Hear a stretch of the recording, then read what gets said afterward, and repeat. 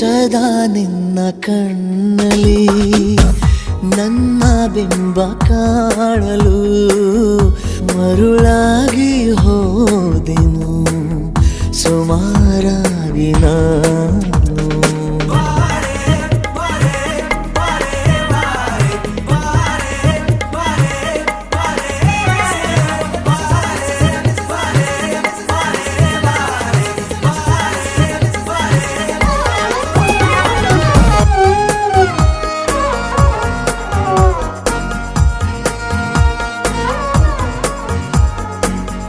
ಕನಸ